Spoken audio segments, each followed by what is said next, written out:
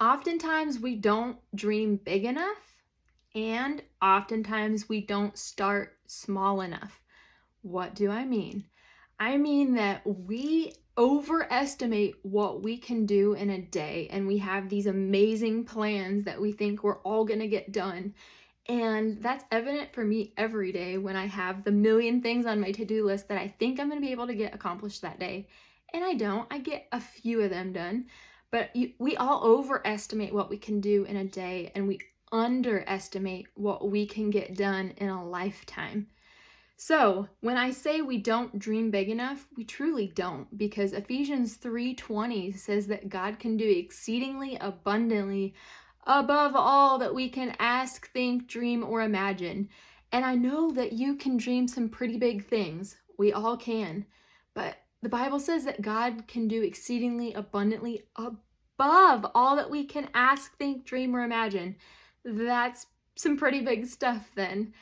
But we also don't start small enough. And what do I mean by that? It means that we take this giant God-sized dream that He's placed in our hearts, and we don't divide it down into bite-sized, small, tangible pieces. We look at these huge chunks of the project that are needing done, but that can oftentimes really discourage us from progress because we feel like we're not making progress. We feel like we're stuck. And so when you then divide the project down into smaller bite-sized pieces of what's one thing I can do today to advance me towards the giant big picture goal or dream, that's where we need to start. Not what I'm doing next week, next month, next year, 5-year plan, 10-year plan for this goal. It's what can I do today?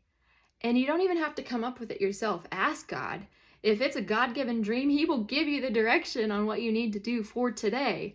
For today, He is in the today. We don't need to always be thinking about the future, or definitely not the past, but ask Him, what is something that you can do today to take that bite out of the project, the little piece. So as I started the video, oftentimes we don't dream big enough, and oftentimes we don't start small enough.